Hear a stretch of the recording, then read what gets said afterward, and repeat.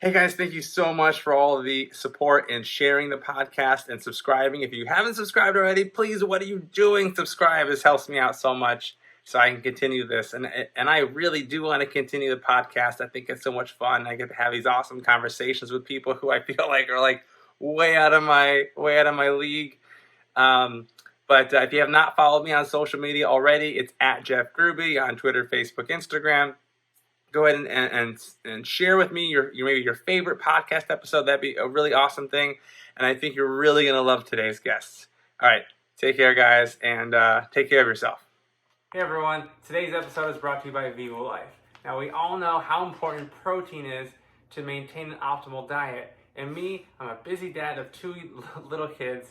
And as much as I want to get all of my nutrients from Whole Foods, sometimes I just can't manage to make that happen. And I absolutely need the best quality foods so I can recover from my workouts and sustain my energy so I can show up and be the dad that I want to be. And that's why over the years, I was on a quest to find the healthiest and cleanest protein powder that I can use after my workouts. So what I do is I mix a scoop of Vivo Life Perform in with my post-workout recovery meal, which is oatmeal, blueberries, flaxseed, and it tastes amazing. I love it. So not only does Vivo meet the criteria I need, it also is environmentally friendly as well. It's 100% plant-based protein, and the flavor is extremely smooth compared to other protein powders I've tried out there. Part of the reason is they use fermented protein, which is the healthiest protein that you can have for your digestive system, especially mine. On top of that, it has amazing ingredients like turmeric, ginger, and reishi mushrooms. What's so freaking awesome is that Vivo Life stands behind their product, and if you don't feel the difference in 30 days,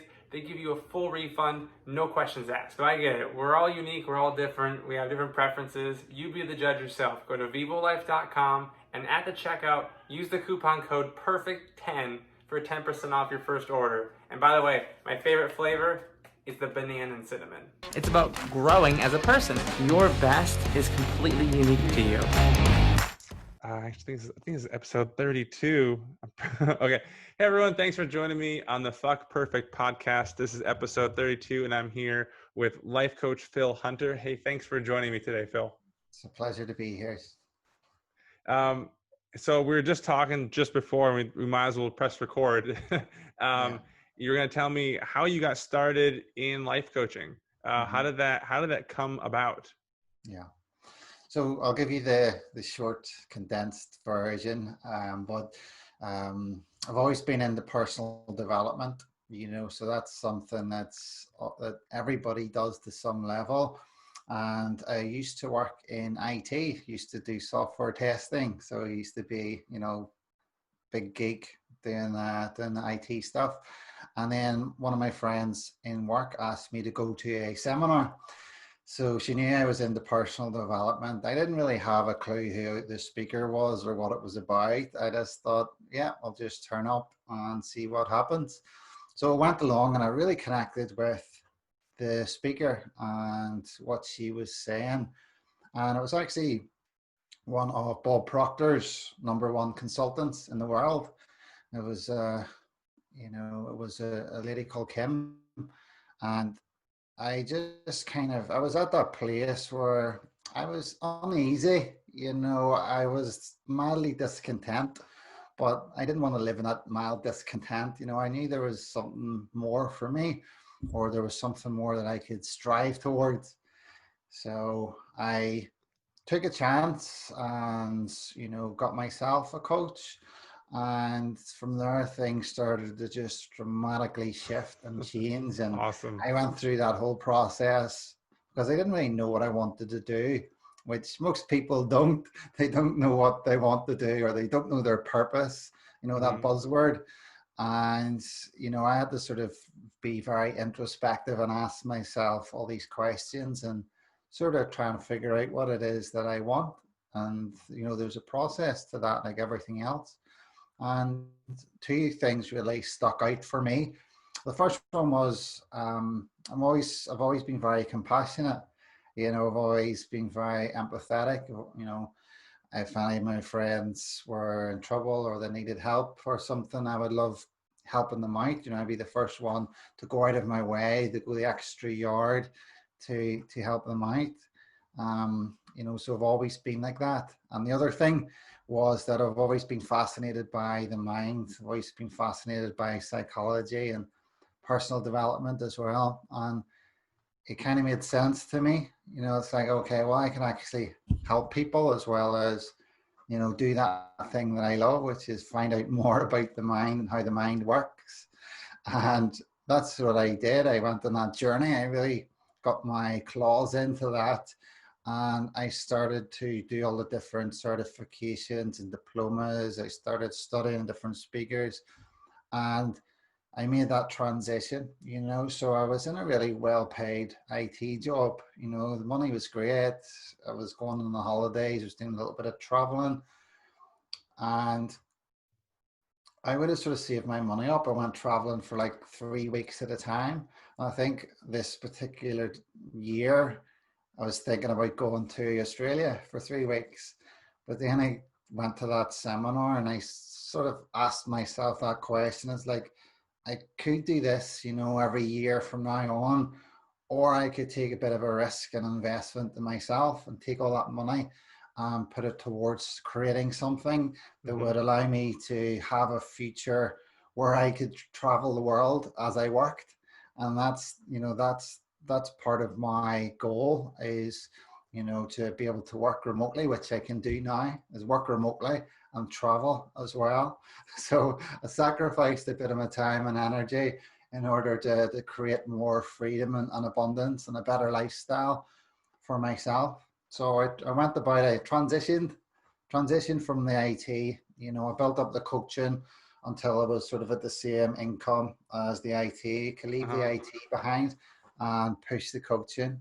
So that's what I did, and absolutely loved it. It's been a roller coaster of emotions, but I've loved every second, even the lows, because I knew there was a greater purpose there. I knew I was creating a new life for myself, something that I was really passionate about, something that I loved doing, which is helping people and, finding out different ways to not only help myself as well, because I'm like everybody else. I have a string of issues and problems and faults. And, I was able to kind of overcome a lot of my own weaknesses, my vulnerabilities, in order, so that I could help other people as well, So I was killing the two birds with one stone. I was working on myself as well as gaining the knowledge and the skills to help other people, because I thought, listen, if I can do it, if I can turn my life around and start living with passion and start living with that sense of, drive and having those, those emotions that everybody craves, which is kind of excitement and passion. And if I'm able to do that and create a life for myself and help others, then, it's all worth it. So that's what I did. And that's how I got to where I am now. So that's Wow. the condensed version of the story. I know. I think one of the skills that we develop as life coaches is we can definitely fill a lot of air Yep. with those endless stories, and we see all these connections. Mm-hmm. I talk about this with either with my wife or some other friends, where I'm like, someone will be talking and my brain will just see like like connection like here and there, and like, and Yeah. I don't know how to turn the coaching brain off, but I know how to turn the coaching comments off. I know how to shut up. um but Yeah. but it's interesting, like in all the conversations I've had so far on the podcast, I think that your story and personality mirrors way, like, so much of mine, and Yeah. how just the ideas of what motivated us to change, and what and how we were going about it. And I because I was an elementary school teacher, or I taught, primary school, Right. and Yeah. I Yeah. taught that for 6 years. And then while I was doing that, I was, getting into health and fitness a little bit. It was really weak, but it had to start somewhere. Mm-hmm. And I started my own business for kids because I thought that the schools weren't doing enough to be well rounded. So Mhm. I had this after school business, which was like just booming. It was like I couldn't Right. I didn't have enough time, and I couldn't clone myself to do any more than I was doing. I was Yeah. teaching 13 after school uh, kind of clubs or activities a week. So I Yeah. had to I did have to hire myself out or hire and kind of, I would roam around to different Mhm. campuses. So anyways, what reason I'm telling you this is it happened where my grandfather sent me a Tony Robbins CDs, and I was kind of into personal development, but I didn't know that I really was. Like, if I kind of liked it, like the quotes you'd see and things like that's nice. But when someone said, "Here's an official thing," I'm like, that Yeah. means that there's something wrong with me, and I don't get it, so I don't want it. So Yeah. he asked me to listen to it. I'm like, okay, fine. I remember listening to Tony Robbins in the car, driving to work every day, and it really started like jamming like a crowbar and cracking my mind open. And I thought, I don't have to think this way anymore. Mhm. I Mhm. can choose to think something different. And it Yeah. was empowering, Yeah. and it was exciting. Mhm.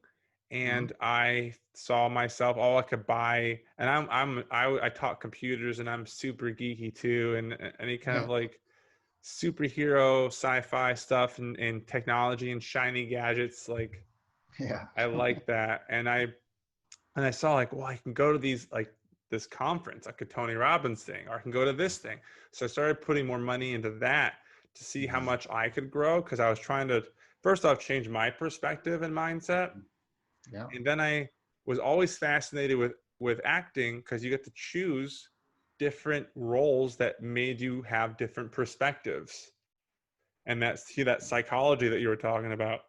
Yeah. um and so I really loved helping people my whole life. I would always be the one that would go help someone move. I'd help them do the things that people don't want to do. Mhm. um and I found a way where I could start giving back to using the tools I'm learning about perspective Yeah. and things. And I started growing this and realizing, oh, I can do this remotely. I can do kind of create my own schedule, do my own thing. Mhm. And it very, very similarly, like I just started following that path and making different choices and making certain sacrifices. Um, and it just led me here. And honestly, I didn't necessarily have a plan to be here. I Yeah. had no idea where it was going, but I Yeah. just kept following the the idea of like, okay, how can I grow and how can I keep influencing people in a positive way? And that's Mhm. kind of where like you said, people are like just kind of aimlessly wandering. They're very Yeah. reactive. All these Yeah. things keep happening in their life, and they're like, and they're reacting, and they don't Yeah. see these patterns. Yeah. So, I call it the donkey in the boat. That's what I oh, call it. what So what is just that? it's basically people who are kind of drifting around in the boat with no real captain at the helm. There's no rudder, there's no direction. They're just kind of aimlessly drifting. It was Yeah, sort of something that I developed from Earl Nightingale's analogy, where he says that, most people are like ships without a rudder, aimlessly drifting, hoping to reach that rich and bustling port. But for every mile of bustling port, there's 1,000 miles of rocky coastline. So you need to kind of have somebody really at that helm taking you in the right direction, and that's where you come in, your conscious mind, rather than your subconscious or your programming taking you just drifting along, whatever kind of opportunities come up. Um, but it's that sense of empowerment, I think, that mm-hmm. I'm sure you can relate to this, that you get, like you said there, you're all of a sudden you realize that you didn't have to think this way, you could think a different way, and you could change your perspective on all those things that really make change the course of your life and really empower you to go in the right direction. So that Yeah. sort of donkey in the boat is, Yeah. I considered myself to be the donkey in the boat before. I didn't Mm-hmm. really want to get into IT. It was just kind of, well, like computers. I'll do a computer course, I'll do a computer degree, and that's where I ended up. And then it was only after learning the personal development stuff that I realized that, what, I actually do have a lot more control over where I wanted to go.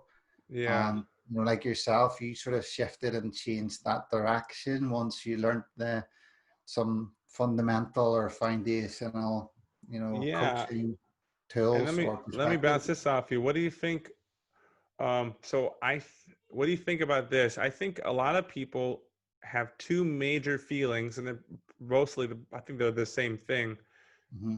fear and anger. Fear of controlling their boat, and Hmm. anger that it's just as simple as controlling their boat. Like they want their problem to be so significant that they had no control over it, and Hmm. they're also in this scared to take control because they and I think it's the idea of like whenever so what do you think about that? Do you think that's like, do you think that plays into it, how people don't want to have control because they're scared, but also because they're angry that it'd be too easy to be like, oh, that's all that it is? Yeah, I think it is a very sort of deep subconscious level. I think people are scared of actually succeeding, Mm-hmm. as strange as that sounds, because they in some way have linked up that success to something negative. So the classic one is the sort of money paradigm, which is, some people think, oh, they're rich, they must have to walk over people, they must be corrupt, Mm-hmm. they must have to rip people off on their money. So it's like, and they have those kind of little beliefs, I think, deep down there, which connect with things like being successful. So that's the first thing. I think So like a genuinely people, morality, they doubt the morality of success. yeah, morality is one, yeah. And the other way is, I think if people think they're going to get bigger, they're scared because it's going to produce more problems. Like, for an example, in my own life, whenever I started get into this, I was always very shy, very quiet. I did not give my opinion. I was the guy who sat in the corner, and I was too scared to speak up. And whenever I was learning this, I'm thinking to myself, well, I'm gonna have to get myself in front of the camera. I'm gonna have to actually, put my photos out there. I'm gonna Yeah. actually have to speak and do live interviews or podcasts. Yeah. Back then that terrified me. So in a little way, you can see how there's some kind of neurological association between actually getting bigger, growing, becoming more successful, and what that's going to involve. So mm, I would say that comes down to fear. Then it's kind of, people are scared of success. Mm-hmm. Um, so that was, yeah. So I know you said fear and anger. Yeah, and chime in there with the podcast Fuck Perfect. I knew I Mhm. wanted to start one, and I had the idea of. And the thing is, I don't even really swear. I don't have profane language a whole lot in the podcast. Yeah, I just want people to know how much I have a disdain for perfection, right? yeah, yeah, And yeah. so when I was thinking, oh, I got to have a great background. I got to have, by the way, I like your background. It is, I like it more. I have all this like kid stuff and everything. It's crazy. I'm like, I got to have a good camera, and I have all Mhm. these things that were preventing Yeah. me from doing it. Hmm. And I said, you know what? I just have to do it because I'm going Hmm. to keep making things come up, So anyways, what were we going to say about anger? Yeah. Well, just on that point quickly, that was actually something that I really resonated with yourself, is that idea of overcoming perfection. Because one of the values in my coaching is speed, not perfection. Because perfection holds people back, Mm-hmm. and it sets an unrealistic standard for people where they Mm-hmm. can never achieve. And it'll stop people from doing so many different things Like one of my clients, he was wanting to write a book, so and I'll ask him my advice. Should I write this book? Should I not? And I'm like, yes, just do it. If anything, you're going to get the experience of writing and releasing a book. You're going to learn things, and you're going to help. You're going to help people. You might just help a few. You might help a few hundred. You might help a few thousand. Either way, you're going to help at least one person. So kind of focus on that as well. And one of his drivers was doing it for his kids as well. He wanted his kids to be able to read the book down the line as well. But then he ran into that problem, or he was just hitting that writer's block, and he just couldn't really get going. I couldn't build up any momentum. And I give him some advice, which I give everybody, is do a crappy first draft. Like, just get something out there, do it. Forget about being perfect, because it's easier to edit something than it is to create. So if you've got like the bare bones of something, in this case, the ebook, I don't care if it's really crappy and it doesn't make sense.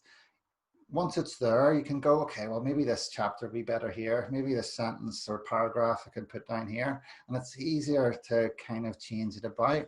And that's what I did with my own ebook as well. I just kind of just didn't worry about perfection, because I understood that perfection can hold people back. And I also I just done the same thing, just done the whole book, and then I actually redid it, I think, like 4 times before. Yeah. So I released it after a couple of edits, because I knew it was sort of slow to build up. I think, whenever you're first releasing the books, but I just, that little thing in the back of my mind was like, oh, it could be better.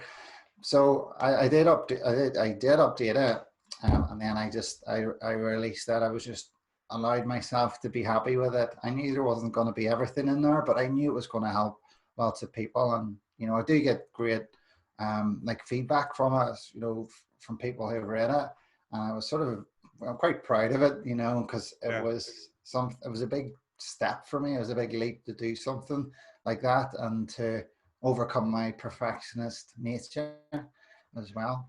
Yeah, and I think in what's the word, in contrast of not seeking perfection, just doing something, I love that you said, just make it the crappiest thing. Because a lot of times when I help people with like their fitness, which by the way I don't even care about, but it's just so attached to, it's part of the equation of health and happiness.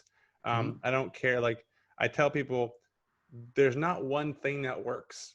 So when you're choosing a program, when you get told, oh, this year we have a new program, you never tried this program, this is the one that's the best. Like, no, it all works. Just keep doing it, right? That's the problem. And so when people just choose exercise, it's like Buddha, there's many paths to enlightenment. Yeah, exactly. Philosophy. Yeah. And so people choose exercise. I'm like, I don't care what you choose, just choose something, and just do the crappiest job ever. Like, just go for it. Like, wait, what? Because everyone's like, oh, I gotta do the best job. People think, oh, I gotta start eating healthier. I'm like, just do something. Because when people go to these full extremes of, they hold themselves to perfection. Like, I'm gonna start at the beginning of the year, I'm gonna exercise every day, and I'm gonna eat the perfect foods. Like, what does that mean? And it's really funny, and I have my own limiting things too, as you were saying. Like, we're kind of coaches, but we still have our own things we're working on. Whenever I share something on social media, for just example, because I think we become so good at, I used to find this to be a skill that only I had, identifying problems and fixing them. And then maybe in IT, you kind of had the similar thing. Oh, here's a problem, let me fix it. Here's a problem, let me fix it. All of a sudden, you've conditioned yourself to be an excellent problem finder because of what you're focusing on. And so when I post things on social media, the thing that really gets me going, I'm probably going to have a bunch of people do this to me now, is when I post something, they will focus on what's wrong about what I said. maybe it's a typo, Yeah. or maybe it's a something. And I was like, but what? I'm like that. It irritates me, and I think, but what about the message that Yeah. I did you like? Yeah. You know, Yeah. because I like to help people focus on different perspectives, even in today's culture with all the events happening. Mhm. You have experts versus non-experts, experts versus experts. You have, your neighbor versus your neighbor. Everyone is clashing, Mhm. and I'm thinking, what's the one thing we all want, or what's the many things we can agree on instead of what all the things we don't agree on? Mhm. And just changing that perspective Yeah. can be huge, right? Yeah. Mhm. Yeah, it's definitely it's something. The way I put it is, there's two sides to the coin. There's two sides to the coin. There's a positive side and a negative side, Mm-hmm. and you can choose which one to focus on. They're both probably equally true, but it's just your perspective. Which one do you want to focus on? Which one is going to produce the more results? Which one is going to make you happier? Which Mm-hmm. one is going to get you ahead? And that's how you can actually, learn that to make the right choices, as perception. You've got the dark side and the light side. It's up to you to decide which side you want to focus on. Yeah. And you can focus on the dark side, you can focus on the negative things if you want. People always have that choice. It's just probably not going to work out well for you, or you're not going to be able to make as much progress Yeah. unless you move to the other. Have And then, you mhm. have In you heard of? NLP, Go ahead. in NLP, it's called reframing as well. You Mm-hmm. might have Mm-hmm. heard of this, yeah. It's basically just, if you've got something that's negative, or something that you're thinking about or focusing on that's negative, just reframe it to something like positive. You change your perspective on it, and that's such a simple thing to do, but it's so powerful. Like, I know what you're saying. Somebody can look at one of your videos and notice the spelling mistake in it and completely miss everything else that you're Yeah. putting out there. um, Unfortunately, you don't really have any control over that. You Right. just have to see, try and find something positive in that in itself. I'm sure if you looked hard enough, maybe an example of that is, okay, well, at least you've got people that's viewing your stuff. At least you've got people looking at your videos. At least you've got people reading your Totally. blogs. So that's a positive side of Be like, I'm gonna hire you to be my editor. it. You catch all my typos. Yeah. Yeah, exactly. But Hire them out to be your yeah. copywriter, your editor. Perfect. And even when it comes to, from a typo to a life mistake, people have these high regards, like, for everyone, like, oh my gosh, can you Mhm. believe so and so did this 20 years ago? I'm like, sure, but they're Yeah, probably not the same where they're at 20 years ago. They probably learned from it. And so yeah. that's interesting. So this has been fun. So I haven't even asked any questions yet. What in your life did you use? I mean, I think you talked about this a little bit. Maybe go more in depth. Mhm. When did you focus on perfection, like having to be perfect, and it was causing you too much pain or not getting the result you want? And when you shifted to progress, Mhm. Yeah. can you explain, like, a time in your life when that was true, and when you shifted to progress, you actually did get a better result? Yeah, well, I mean, most of my life, I guess I've always had that perfectionist standards, um, which it stems from a thing called, you might find this interesting. I don't know if you've heard it. It stems from a psychological schema called unrelenting standards. So sometimes people Mm, develop this complex of perfectionism and write that that down. comes from that. So it can come from somebody who can have maybe a parent that's overly critical of you. And I think that's what happened in my life. I don't fault my parents. I love my parents. I think they're amazing people. But sort of on reflection, looking back, I think, they could have been, they were very critical. And Mm-hmm. that led me to think in my own head that nothing I ever could do was good enough. So I was always trying to perfect myself and improve myself, Mm-hmm. which has its own benefits and rewards. Because you such high standards, you're kind of constantly pushing yourself, which is good.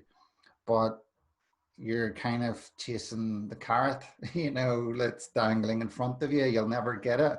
Um, and that's that can lead to that those feelings of never feeling good enough. So I had it was those. all, I had hmm those with my parents too, and yeah, I talk to my wife sometimes. She's like, "Oh, I can't believe that happened, and I wish it never happened." And I yeah, tell her, uh, I I understand it's a bad thing, but I don't regret it because yeah, if I did, then I wouldn't be who I am today.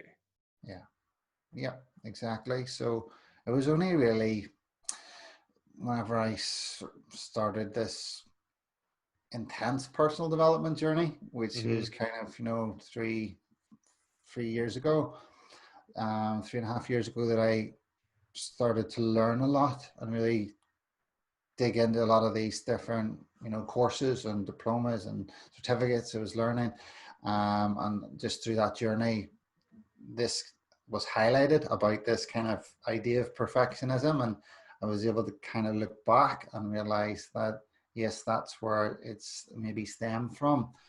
But I also then learned, like I said, speed's not perfection. If you have that perfectionism, it's going to hold you back. It's going to set unrealistic standards that you'll Mm-hmm. never be able to achieve, and you'll always feel unfulfilled. So I like to look at myself now as imperfectly perfect. Mm-hmm. I'm happy with my imperfections. I'm happy with not being the best speaker in the world or not being the best whatever in the world. I'm okay with that. Like, all I'm worried about is just improving myself, because I just really enjoy growth. I enjoy learning. The better that I can get, the more people that I can help too, and I just enjoy that process. So for me, really understanding that idea of giving up that idea of perfection, or stop trying to be perfect, and reinforce, like, a little technique that I use for myself and I teach now as well is, the whole idea of your image of yourself, from Maxwell Maltz Psycho-Cybernetics, is really appreciate how far you've come and the things that you have achieved. Mm-hmm. That's where your focus should lie, rather than lying on, oh, well, yes, I wrote a book, but there was 3 spelling mistakes and my life is over. You can't focus on that, because you'll just be miserable. So focus on your achievements. Hey, I wrote a book, or hey, I was able to, help so many kids with my program, Mm-hmm. like the case of yourself. Or for me, um, I used to do kickboxing. It was like, for me, stepping into the ring and actually competing in the ring was, for someone who's like really quiet and shy and, very kind of passive. And that was a big step for me. So I try to look back on all those things and really appreciate how much I have achieved and what I've done. And that's what I would recommend anybody that's listening to this now. Focus on the things that you did well, focus on the things that went right, rather than focusing on the things that went Right. wrong, Mm-hmm. things that you didn't, that didn't go well. It's the two sides of the coin again. Let's focus on the positive side of it. It's going to build you up. It's going to give you more confidence. It's going to allow you more opportunities to follow your own passions and dreams. As cliche as that sounds, there's so many people actually doing that, and giving up that idea of perfection is one of the huge and biggest ways to actually be able to strive and push forward. Absolutely. Is you give up that idea of perfection and be imperfectly perfect. Yeah, and I love those the tips, what for people to focus on is really important, and in this day and age of social media, Mm-hmm. and I know that's a really cliche thing to say, but really today, like in the last 3 months, people aren't connecting.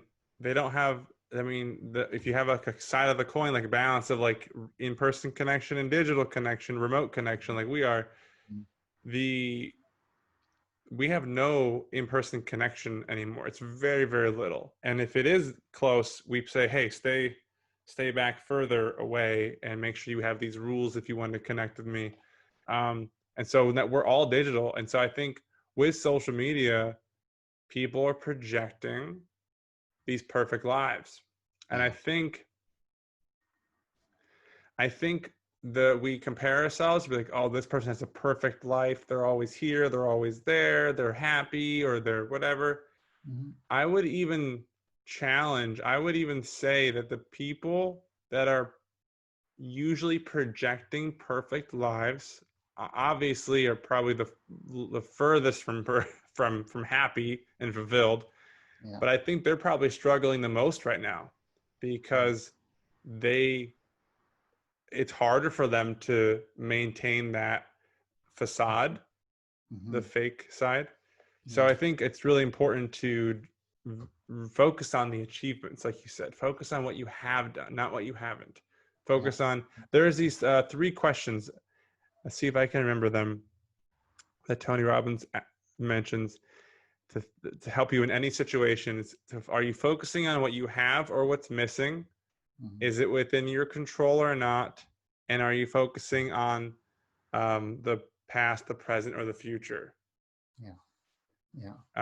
So if you're focusing on what you have, and you're focusing on what's in your control, and you're focusing on the now, that's like ding ding ding, like you hit them all. Have you ever heard of the but exercise? But this is a great tool. So what people do is they take either like a notebook, and on one side of the notebook, write all your dreams and aspirations and things you want to do. And on the other side of the notebook, you say, but, and then you list the reason why you don't have it. And when they're done, you say, there are some things in life where that they're legitimate. Like you might want one thing or the other. But now go through this list and pick what side of the life you want to live on. Do you want to live on the pursuit of these dreams, or do you want to live with the reasons you don't have them? And I was like, that's an awesome exercise, right? Because the reason I like it the most is it's sometimes people don't know where you're going with it. And I'm not sure if you've run into this in coaching. If people start to realize where you're heading, they get resistant before you're able to complete something. Have you noticed that? Can you just explain that a little bit more for me? So if you're asking someone to focus on their achievements, and they think, okay, if Phil's asking me to tell me about my achievements, he's probably wanting me to be in a different state and be happier. But that's not the problem. I'm just not successful. So I don't want to list my achievements. Yeah. I mean, sometimes it can intimidate others whenever you're doing things or you're going after your goals. I find that's the case sometimes where people get a little bit intimidated because they think in some way it just highlights what they're not doing in themselves, or it highlights that because people kind of know that there's more to them. And I think everybody has that certain sense in them of what they're capable of. And I think most people don't actually realize what they're capable of. And I think, sometimes I find talking about it can make people feel a little uncomfortable. And I don't like that, because in my head I'm thinking, I'm thinking that you could probably do all this and more as well, or you could probably be doing your own thing if you wanted. I know for some people just personal development is not their thing, and that's fine. I always say, like, if you're happy, you're happy, as long as you're truly happy and you're not putting on some kind of facade, like you Right. said, Yeah. to Yeah. Yeah. social media. um it's an important point for people, because I always say, like, see if you've got the baseline of, having some money coming in and food and shelter and all that, like that's the baseline. Anything after that is just a bonus. So even if you want to go and create a multi-million-dollar business, it should be just a game after that, because there's so many people that don't have those basic amenities of life, and True. you kind of need to appreciate that, and it helps you to, for me anyway, and it helps to take a lot of that pressure and stress off myself. And then all of a sudden it turns into something that's fun again, and something that's like a game. It's like, okay, well, let's see what I can do with my life. Let's see if I can push myself. Let's see if I can overcome some of these fears. I think it's almost like the blueprint that you set for yourself. A lot of people have the Yeah. wrong blueprint. It's like, maybe just using perfectionism as an example. Some people have a perfectionist blueprint. It's like, oh, I can't be happy, I can't be fulfilled until I reach this perfection. Mm-hmm. And that's why people are always never enough or never happy, because they'll never fit that blueprint that they set for themselves in their Yeah. head. Whereas you just There's flip that perspective, just to kind of, hey, do you know what? I'm above the baseline here. Anything else is a bonus. It just frees you up for so much Yeah. more. That reminds me. Hold on. Let me grab something. Yeah.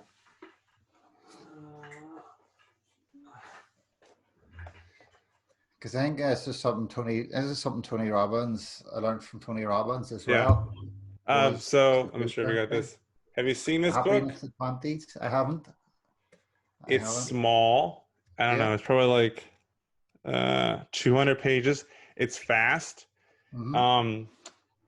It basically, to sum the book up into a nutshell, it's a bunch of stories. Mm-hmm. But if I told you what it is, what it's just a bunch of stories. The idea of it is people think, what is it? Success. What is it? I forget what it is. Hard work plus success equals happiness. Mm-hmm. And he says, nope. He's been studying happiness for over 20, 30 years. It's happiness plus hard work equals success. Mm-hmm. If the happiness is the reward, oh, my computer is gone. I don't see anything. Hold on. Can you still see me? Yeah. Yeah. Weird. But I'll unplug this and plug it back in. So the idea is that happiness, whoop, and here we go. Cool. Happiness being the choice you can have first will allow you to have that passion about your hard work. Because honestly, when I was a teacher, and I was passionate, so it did allow me to like do the things I didn't want to do, because I was like, okay, this is important. I have to get it done. Like Phil, I did this Lego club, Lego robotics. Yeah. And every 10 weeks, I had to count all of the Lego pieces to make sure they were complete. And I had 24 kits with like 300 pieces. So whatever the math is on that, I can't think, 24,000 something. Yeah. Oops. Or 72,000 pieces. A lot of Lego pieces. Yeah. So there are 7,200. And so there's so many things I had to count and make sure that way that the next time I had class, these kids were set up for success. They had all the tools they needed, all the things they had to do. And so knowing that was my passion, to help these kids. Like I didn't want to do it, but I was like, I'm going to do this. It's fine. I'm going to get through it. But then if you look at like cleaning, I'm like, oh my God, I don't want to clean. And so I will keep pushing it away, because it's not really tied to my happiness or my passion. So this whole book is basically, if you choose happiness first, happiness is a choice. Yeah. tie it with your hard work. That's why when people say that's this whole idea of like following your passion and living your passion and finding your purpose and all that stuff. Yeah. Purpose with passion is just like it's like this magical formula. It's like boom, there they go, right? Yeah. And Yeah. and it's just a choice, and then you can be successful. But like you were saying before, people think they have to have money first to be happy, or they have to have Yeah. something else. And I bring that up so often with my clients. I'm like, they'll say, as soon as I buy this car, or this, as soon as I can fit into this bathing suit, I'll be happy. I'm like, well, Yeah. can you be happy now? Like what can bring you happiness right now? Mhm. And they say, well, I can do this. I'm like, okay, so you don't need those things then, right? Yeah. You can want It, them, that's fine, hmm Yeah. but It's they're not just, tied to your happiness. yeah, exactly. Exactly. It's a, I that wish there was a new cliche of word. happiness is a state of mind, which Yeah, you I just, wish there was a you just word feel. for uh lasting happiness versus empty happiness. Like, I mean, that's Mhm. a good way to phrase it, but Yeah. I wonder if there's a way to I wish there was a I, better word the world I, could just use. I love Jim Rohn's definition. Hmm. He says, learn to be happy with what you have while you pursue all that you want. And I think Mm, for me that just sums it up. gratitude. Yes, you can still pursue things like the car, like the career getting better, the house, whatever it is that you want, the family that you want, but appreciate what you have at the moment. Eckhart Tolle says, um, Hmm. what is it? Gratitude is the foundation of all abundance. So kind of learn to be happy with what you've got. Like you said, you can be happy now, today, while you pursue things as well, while you pursue all that you want. I think that's for me. I just really I love that quote from Jim Rohn, just Tony I Robbins' mean, mentor. both of those quotes are amazing. They're Mhm. really, really like people should really pause in this now while they're listening and really think about what that means to them, and write it down. Like I will even take markers now and I'll write on the mirrors things that I need to remember on certain times in my life. Yeah. One of the things I have in my bathroom now is I am enough. You know, that's that's a good one. And but yeah, uh, gratitude is the foundation for abundance. Is That's great. Have you Gratitude is read the Power of foundation Now? for all abundance. Um, I've read parts. I've read parts of it. It's Sort of. tough. It's Yeah, it's yeah. tough. It's a tough read, but I get the message. Hmm. I've watched a lot of his stuff as well. Hmm. Um, I just love his way of thinking. I love his ability to connect with the present moment. Hmm. Because generally that's where your happiness lies, isn't it? And that's what gratitude does. It brings you back, grounds you, and Yeah. brings you back to the present moment. Most people are in their heads thinking about the future, thinking about getting that car or getting that different lifestyle or getting that girl or guy, or they're thinking about anxiety, they're thinking about the past, thinking Right. about all those things that went wrong or what happened before, so it's like they're living outside of I the present moment, and I think that's that's where a lot of people can go wrong, is they get out of their head too much and bringing mhm, yourself back, grounding yourself. Gratitude, that's why gratitude's the that's foundation of absolutely. abundance. It helps you to live a life that's present, lives you, connects you with the things that you have today. Most people get a slice of the cake and they're too busy thinking about the rest of the cake to appreciate what they've got, Mhm. to appreciate their own slice. Absolutely. And I think that's part of the trap of vacations. People go on vacation, they go to a beach and they're relaxing. They think, "Oh my God, the vacations are the best." Like, well, why? It's Mhm. because I think that they're actually in the present. They're in the now in that vacation. They're not thinking about the past or the future. They're just like, I'm gonna really live in this now. Mhm. And I think they're probably in the now at the beginning of the vacation for gratitude, and then they're in the now out of fear because now they're going to lose it, right? The vacation's almost over, but they're in the now more or less, right? And that's part of the, when you've done this, when you've traveled, you're like, I'm in a new area. You have no idea what to expect. You're super open and you're present. You are present. You're taking it all in. I think that's sort of the magic of vacations is you get to be present, and it's not necessarily the vacation. Yeah. And it's the fact of, like, part of being present is getting rid of all the trash that's in your head. You know, whenever people are on vacation, then they're not thinking about all those other things. They're not thinking about all the stresses and worries. They are really connected to the now, to the present. There's a great movie, The Peaceful Warrior, based on the real life story of Dan Millman, a famous Olympian gymnast who does the rings, and you know, he broke his leg in a motorcycle accident, but he met this guy he called Socrates at like a gas station, became really good friends with him, and this guy Socrates is like his mentor, and that was one of the things that he helped him do, is to get rid of all the trash that's in your head, everything that's taking you away from this present moment.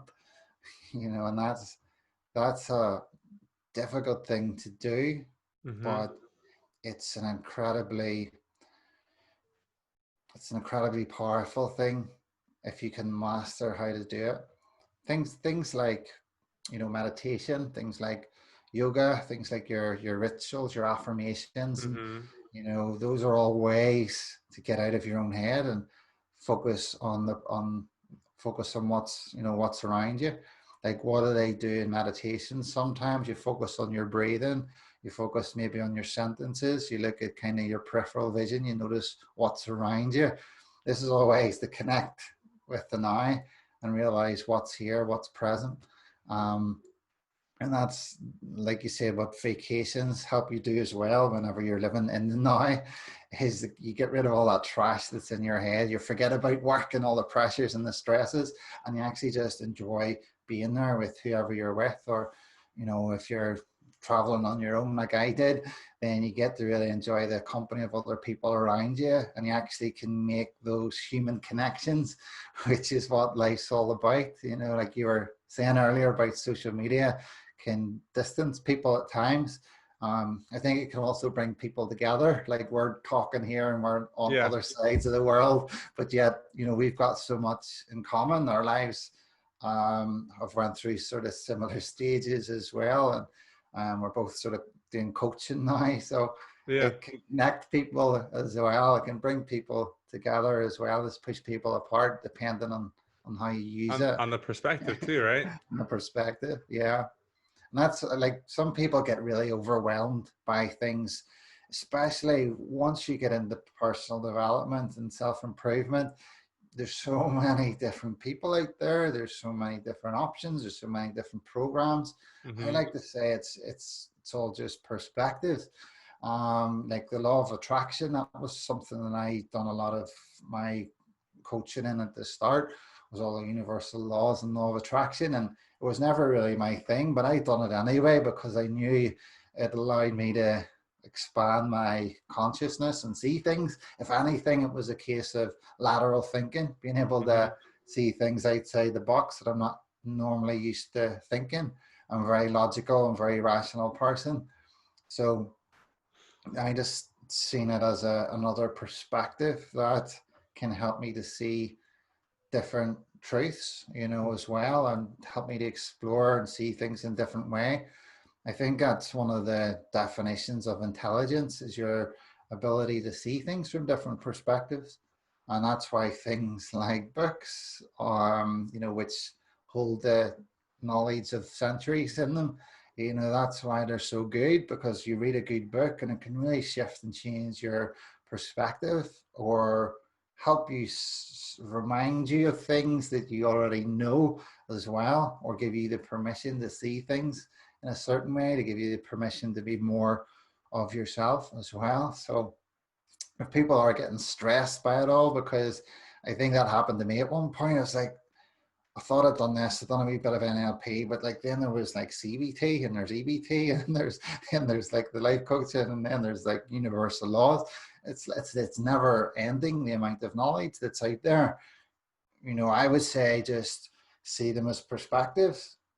See if there's ones that connect with you. See if there's ones that relate. Like for me, a lot of people follow law of attraction coaching, and then they get great results on it. Whereas for me, I mean, I did get results on it as well, and I do like it, but I find myself more pulled towards psychology and positive psychology, lots of more You sort love of the happiness science. advantage. Yeah. So I went down more the science-based route. There's the mind, body, and spirit, as it's called. That's law of attraction's almost like spiritual teachings. The mind for me is almost things like your brain, your psychology. That's why I enjoyed like neuro-linguistic programming, loved parts of that.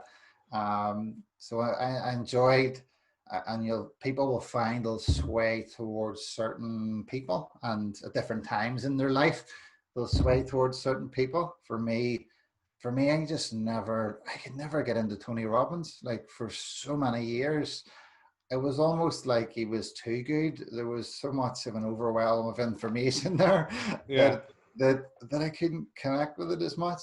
But then I started, it's only the last kind of year, I would say, that I've actually really started to enjoy his stuff too.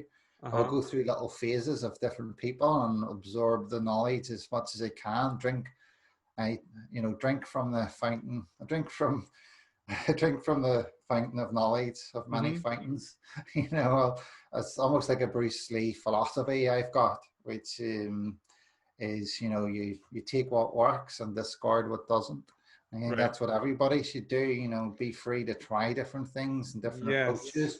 See what works for you. See what doesn't. Everybody's unique.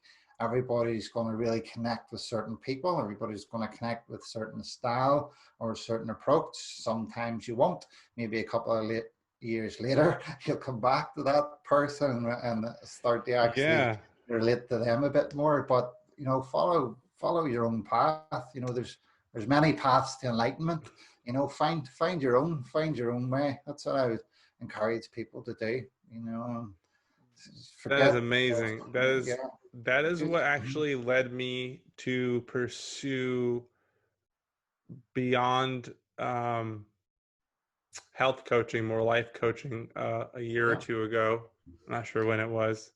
When I really went into life coaching was I got really fed up, almost 2 years, with people saying this is the way to do it. And it's a very cookie cutter way, and there's this way, there's this way, and there's this way. I'm like, okay, that's great. That's very generic. And I want to teach people how to try.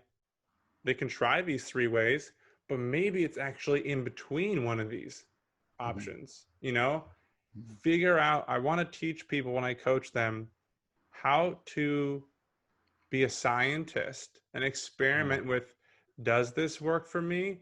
I'm getting results. Okay. Do you want to keep going this way, or do you want to try another way? Try the other way. This isn't working. Okay, go back to the first way. Let's or whatever which way it was. Just the idea of giving them the confidence to realize this is how I measure the progress, and this is how they can determine if something works for them or it doesn't. And that to me was huge, because you said there's many paths to enlightenment. Maybe they don't like Tony Robbins. Maybe they like someone else. Maybe they don't like lifting weights. Maybe they like dancing.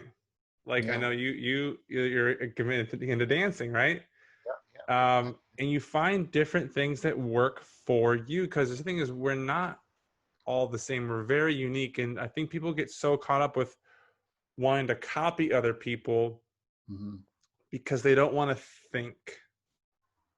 They want to just, let's see if this works. Oh, that didn't work. And then once they they realize, oh, I try to be so and so. Like if me and you try to be Tony Robbins or we try to be Eckhart Tolle, we try to be, Yeah. that's never going to work for us, Yeah. right? We have to be us. We can share a lot of ideas, Mm. Yeah. but we have to That's be us. yeah. That's like I found that out firsthand experience Hmm. because originally it was a lot of the universal laws, law of attraction coaching, and I sort of just tried to teach what I was taught, and I love all that stuff. Don't get me wrong, but there's like a few things in there which just didn't sit with me, and I find myself really struggling at times. It wasn't authentic, me coaching those certain parts. It Hmm. wasn't authentic. So what I did anyway to overcome that, I says to them, I says, listen, this is just one approach you can try. This is what I was taught. It's a perspective. See if it works for you. See if it doesn't. So that's kind of what I did when I was trying to teach something that I'd learned, but I didn't fully embody it. Hmm. So I always made that distinction clear because I knew myself as well that it's going to work for some people. Like some people just fully buy into that. That's them in alignment with who they are, and it'll work for them. But I found myself sort of moving gradually away from that, and that's why I started to explore new things because a great way to tell if something's for you is the energy that it gives you. Like for me, I found myself whenever I talked about those certain topics in particular, I found myself draining. I just find myself losing that energy. But then I sort of started to talk about something else. I started talking about psychology or science, and me, I just started to pick up, and I just really started, talking passionately about it. And it's a good sort of little judgment of what way and what direction you should go. If something gives you energy, do more of that. Go down that path, explore it, be curious with it. Nothing's absolute. Only the Sith steal and absolutes. So find what works for I you. Be say that. malleable. Yep. Yep. I say that Find a find lot. be flexible. Find what works for you. Find your own path. Whoever's listening to this, but do it from a place of curiosity. It's like, hey, I'm going to explore this. And that's what I done. I was like, hey, I'm going to explore this for 6 months. I'm going to really give it a go. If it works, it works. If it doesn't, I'll move on. I'll at least Hmm. you'll always learn something. One is always greater than zero. So that's why you should always just keep making slow progress, still better than no progress. Whereas coming back to the whole perfectionism thing, if you want perfectionism, it's going to be that anchor that weighs you down and holds you back. Yeah. Release the anchor, release the perfectionism, and you'll start to fly, you'll start to soar. And eventually that path, the zigzag, the success is what's going to allow you to get further and achieve things, and sort of live a more passionate life as well. Yeah. Absolutely. So, Phil, what do you got going on next? What are you working on? Um, what do So you, I've got, I have my, is it okay to talk about my program? plug it away. Yeah, yeah. So I have the success mindset program out, which helps Hmm. people to achieve personal success. So I'm kind of just updating that at the moment.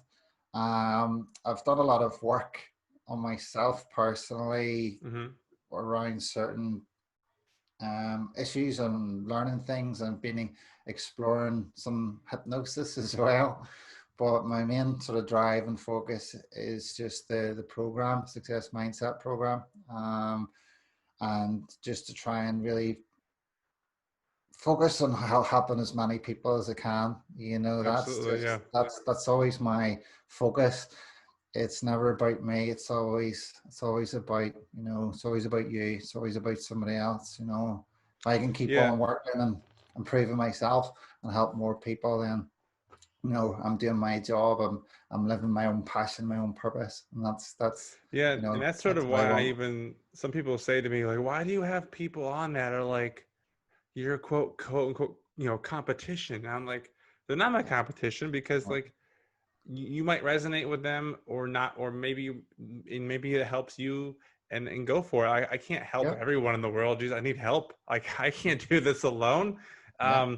So like where I'll have you send me information so I can put it in the notes, but where could people go to find more about you or the program you offer? Yeah, just you can go on the Facebook, Coach Phil Hunter, Hmm. or you can go to my website, philhuntercoaching.com. And yeah, it's create, not compete. I'm a big believer that every coach, I see them as like a family. And like you said, if you can help somebody, if somebody comes to me and I think that you can help them, I'll send them your way, or Yeah. I'll advise them to go here or try there. I see everybody as kind of a coaching family. We're all here to help other people. We're all kind of compassionate people. We all want the best for others as well. So, it's a common shared goal. So Yeah. I'm big I on actually that. have I Create, have not compete. an association with the word coach now that I don't like anymore, and I'm hesitant to Mhm. use it because I Okay. feel like there are even though like I know I'm a coach and I know Yeah. it's a good thing, but there are Mhm. so many like self-appointed coaches Mhm. who just say, "Yeah, I'm a coach," and I'm like, and they start guiding people down paths, and I'm like, Yeah. and granted, everything happens for a reason, Mhm. and it is what it is, and I think maybe they won't be passionate about it, so maybe they'll stop doing it. Yeah. But the self-appointed coaches in the world, that it it's tough. It's tough for Yeah. me to like to handle that aspect of the term coach now. So I Yeah. even I've even changed my title because I can do whatever I want, right? I changed my title to be a happiness strategist. Yeah. And until coaching that gets more calm, Yeah. I'll change it up again. Yeah. Happiness strategist. I like that. Well, thank you so much, Phil. It was a pleasure to have you on, and I'll get your information so I can put the actual website links in the show notes too. Yeah. Thank you, Jeff. It was a pleasure to be on. I enjoyed this. I enjoyed this talk. So thank you for having me on. Awesome. Thanks so much. Have a good weekend. You too. Take care, man. You Bye. too.